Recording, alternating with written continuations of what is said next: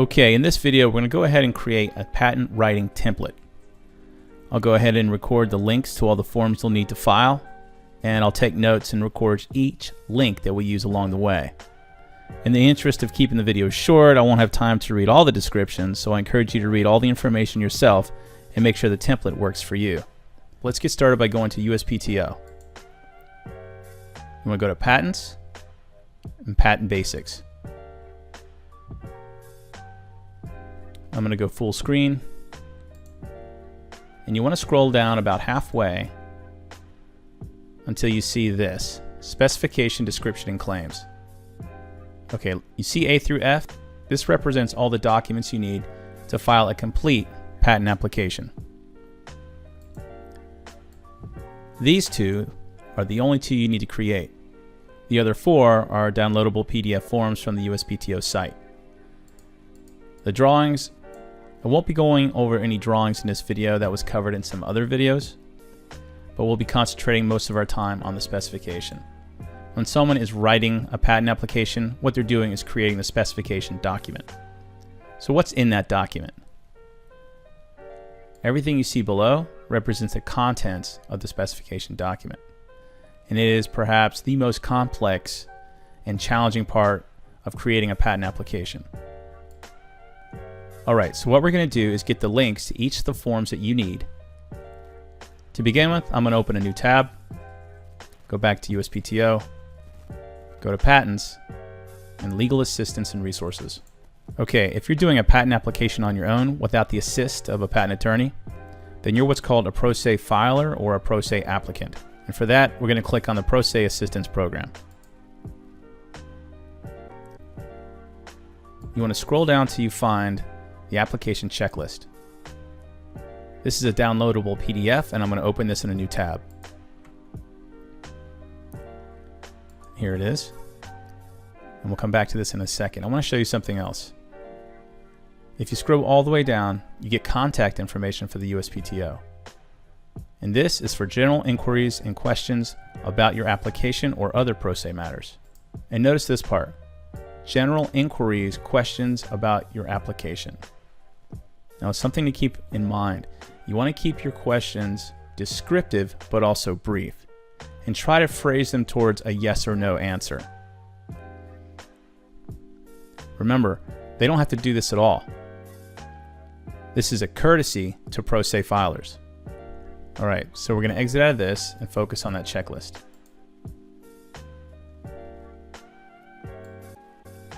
Let's see what we have here. Okay, I'm going to move this over into its own browser window, and I'm going to compare it against what we have on the basics page. Alright, so here you see a description and a title, including a download link of all the forms that we need. So let's go ahead and record everything we have so far.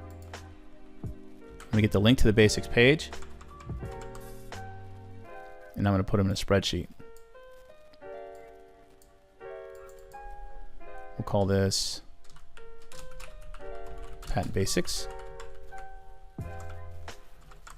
I'll get the link to the application checklist.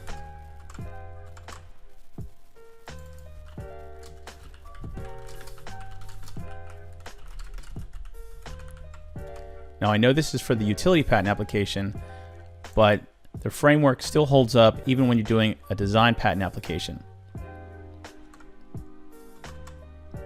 I'm going to make this full screen, and I'm going to record each one of these.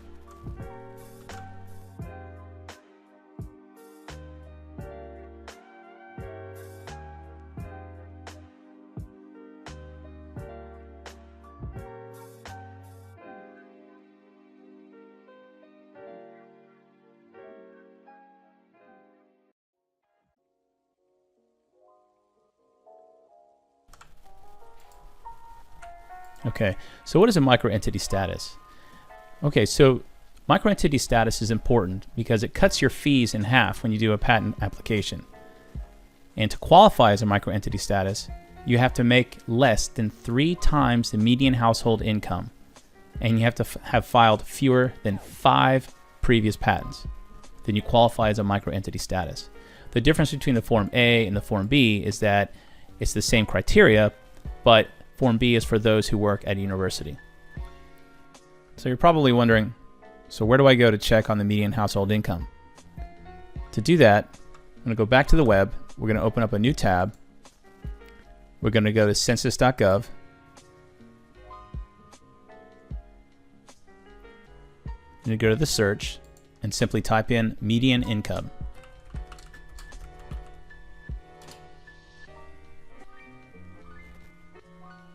Okay, here we are. Click on the table, and here it is.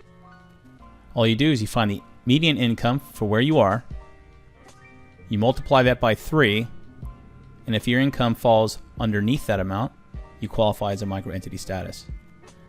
Okay, of course the caveat to that is, not only do you have to make less than 3 times the median income, but also that you can't have filed more than 4 patents previously. All right, so let's continue. Okay, so they have information about the specification. Now there's not a download form for that because that's a document you have to create. But they do give you a quick description of all the other elements involved in that specification document. They also talk about the drawings, and we'll have to download the document for the inventor's oath or declaration.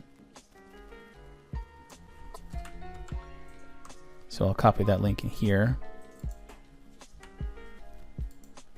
And something to keep in mind, now they only have a JSP link here, which isn't a direct download link to the PDF, but that's okay. I'll go ahead and fill that in now.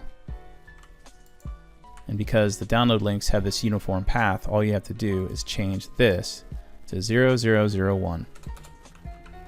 And that's the oath or declaration document. But because of our checklist is more geared towards utility patents, you notice here that the utility patent application transmittal form doesn't actually have the design patent application transmittal form, so we're going to add that one too. Let's do this. We're going to pull this down one.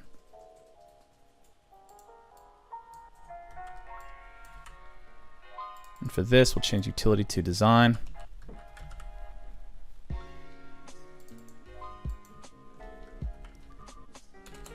And we'll change this to 0018. So that's the form for the design patent application transmittal form. All right, so what else do we have? This second link represents a generic link to all the downloadable forms. I'm going to copy that on principle. I'm going to put that in here as all forms.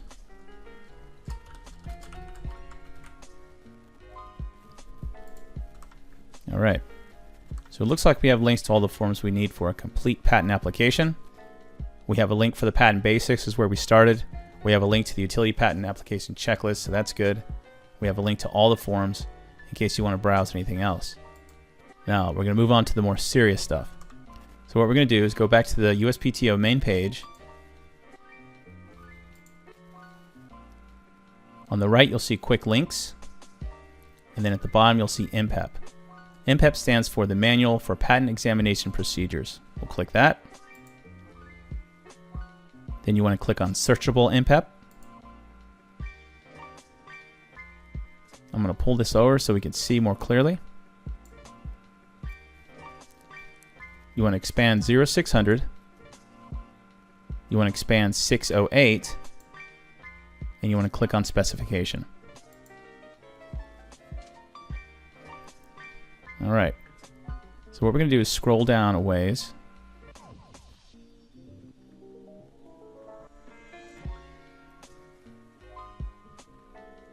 Until you come across the arrangement of application elements. So keep your eye on 37 CFR 177. CFR stands for Code of Federal Regulations. And in this you have two parts, A and B. A represents all the documents we're already familiar with. We got the links to all of those.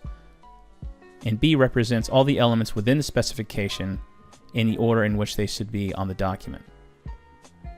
Now, this is obviously for a utility patent application, but they also have specifications for the design patent application, a plant patent specification, and a reissue patent specification. So depending on what your needs are, you have those available. let's look at something else. Remember, this is 37 CFR 177. So we have a very specific note for this.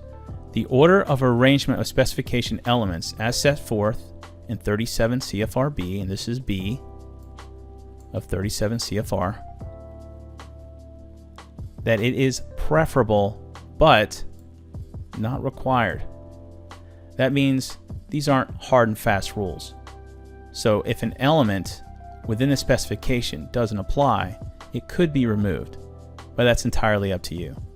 I'd like to keep some of them there, and if there's no information to put underneath that heading, you can simply put not applicable. Scroll down a little more,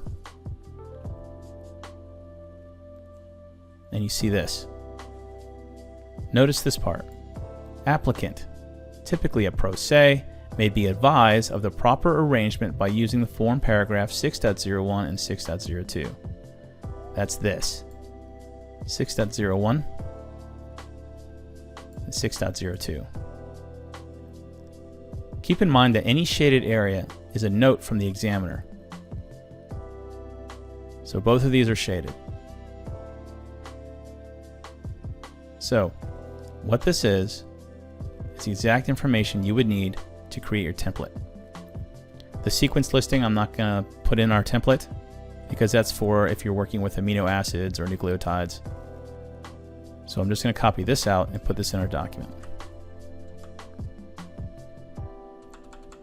So we have a new document here. I'm going to paste that in. But is this enough for a template? Almost. We're getting close. Now we have to look at formatting. But before we do, let's record where we are.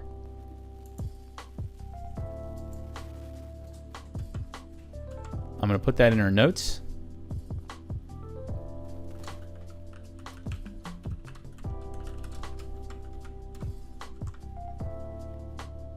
And we scroll down to the arrangement of application elements.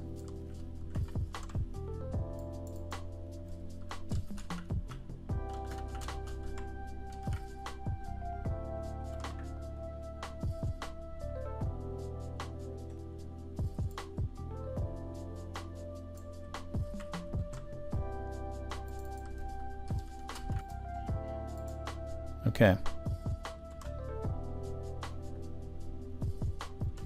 Well, let's do this. We're going to change this.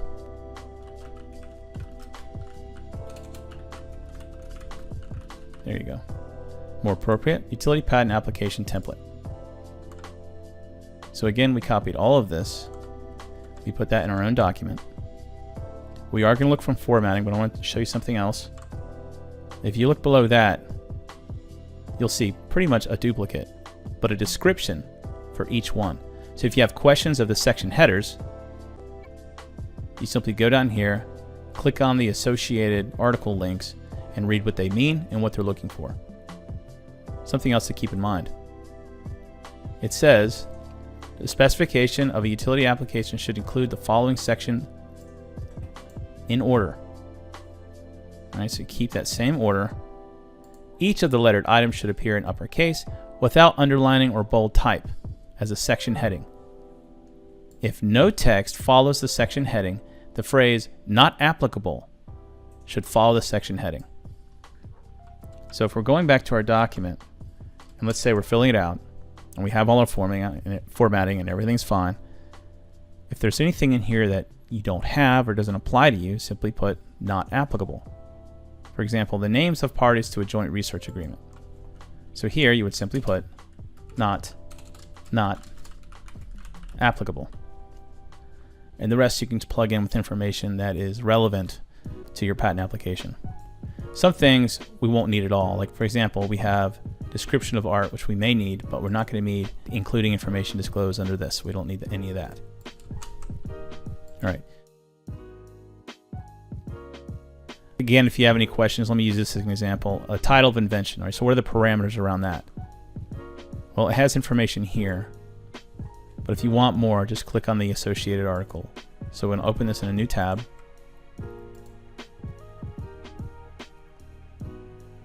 Okay, so it echoes more of the same. Title of the invention may not exceed 500 character lengths. continues. There's also a B part to it. It talks about the abstract. Also important. There was actually a second link there, so let's look at this. Okay, what does it say here? Okay, it says where the title should be placed. 500 characters. And look at this. The words new, improved, improvement of, and improvement in are not considered as part of the title of invention. Pretty helpful tip. So it's things like that that you would need to know. So just keep that in mind. Now I'm going to scroll all the way up and we're going to get that formatting out of the way. What we're going to do is a search for font just to get started. And if you chase the fonts down, you'll find associated information such as the line space, the type of font you use, the size of that font. And we'll call this format.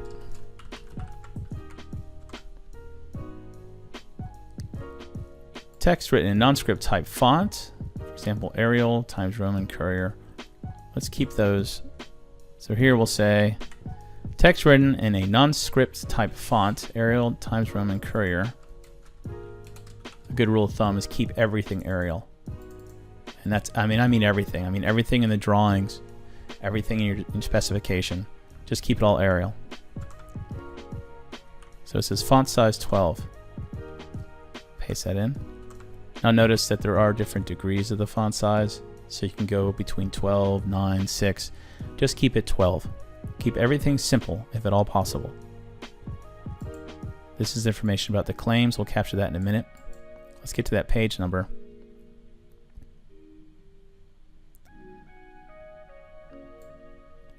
We'll copy this out. Put that as a note. Must start. Of course, that's a no-brainer. We don't really have to put that in there. Page numbers, we'll say must be centrally located. And since preferably below the text is there, I'll just say centrally located below the text.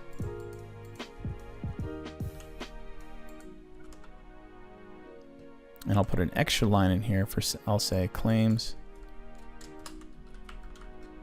and abstract. Put that as notes 2. Claim or claims commence on a separate physical sheet.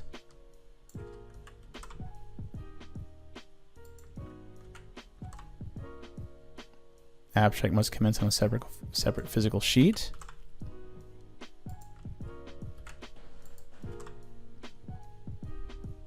Okay. They also talk about the paragraph number. Now, I'm not really going to cover that in this video. That's more about populating your template with all your patent language. That'll probably be a series of videos, actually. But we have enough to get started with our template, so let's continue with that. I'm going to go back to the template we have, and I'm going to refer back to the notes that we created. So we know that lines are 1.5 or double spaced. So I'm going to do that now. So I'll do it 1.5. And by the way, yes, I'm using an older version of Word. This one is probably over 11, 12 years old at this stage, but it's just so solid, right? So I've always used it. So before the comments explode with, hey, what application are you using for Word? It's actually a really old version. Just wanted to let you know. So text written in non-script type font. I'm going to stick to Arial.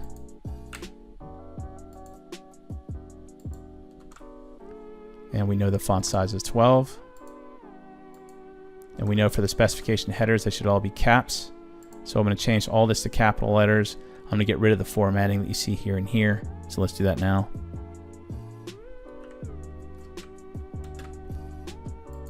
All right, so all the formatting's gone. I'm going to change it back to Arial. And I'm going to change it back to 12. Okay. Let's get rid of the prefix. We don't need that.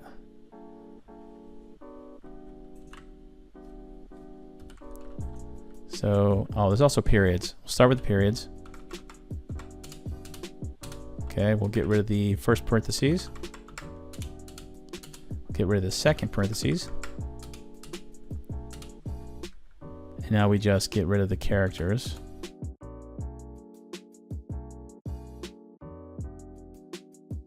if anyone knows any tricks on getting rid of the first character, do let me know. All right, so now let's capitalize everything. Should be all set there. And now we're going to remove stuff that we don't need. So description of related art. So we'll keep that, but we'll remove this part. What else? Okay. So incorporation by reference of material submitted on compact disc or as a text file via the Office Electronic Filing System EFS web. Now this is more of a notation on what you can provide with your specification. For basic products, you probably wouldn't need that. So I'm going to go ahead and delete that. Okay, the rest of it looks okay.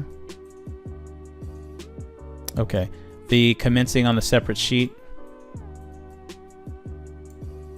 We have a note of that already, so we don't need that here. And it's not appropriate to submit it with your specification anyway, so I'll just get rid of that. Claims can be summed up with just claims. All right, an abstract of disclosure we can keep, but we're going to remove this part. All right. You know what we're forgetting? Margins. So let's go back to the document and look for margins. Do a quick search. Okay. So it looks like they talk about the sheet dimensions, which is DIN A4 and 8.5 by 11. I actually covered this a little bit in some other patent drawing videos. And they give the margins to us in centimeters or inches. I'm going to use centimeters. So let's take a note of that. Okay, I'll put it under format. Let's move this down. And we'll say margins.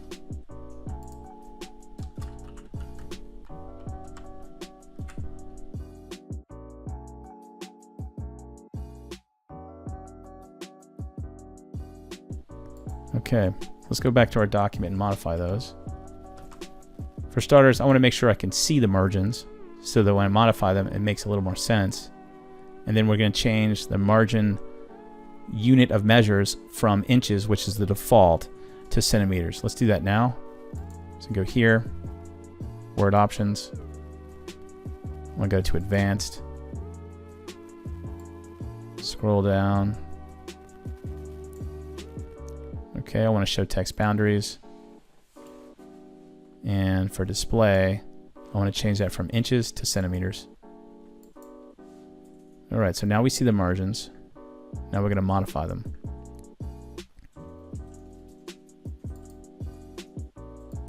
I'm going to go to Custom. Actually, let's pull the document over so I can see the notes. Margins. Custom. All right. So top margin of at least 2 centimeters. So we'll change this to 2. Left margin of 2.5. 2.5. Bottom margin at least 2 centimeters. Change that to 2. And a right margin of at least 2 centimeters. Okay. So that's it. Click OK. Okay. So remember that we talked about the size of the sheet. So let's put that in as a note. So we have DIN A4 size here.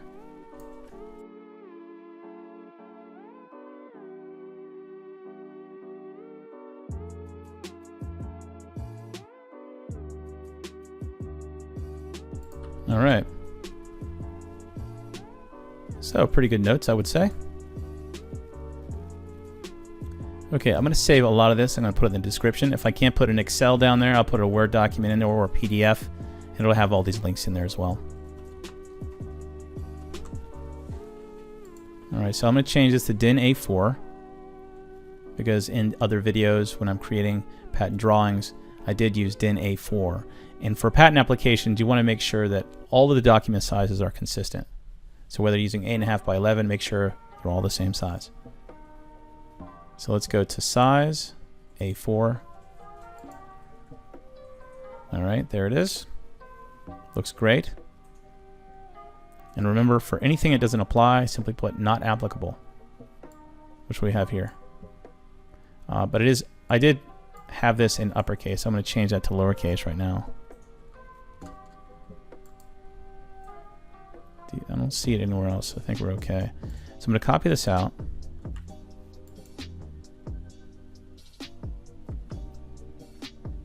I'm going to paste not applicable in there.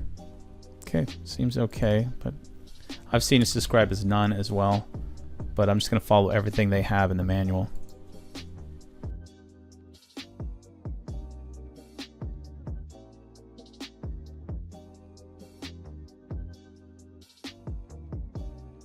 Okay, so that just about does it for our utility patent application template. So far I showed you where to get started, what to look for. We captured all the size, margins, formatting. And now let's see what it looks like as a PDF. So I'm going to save the document.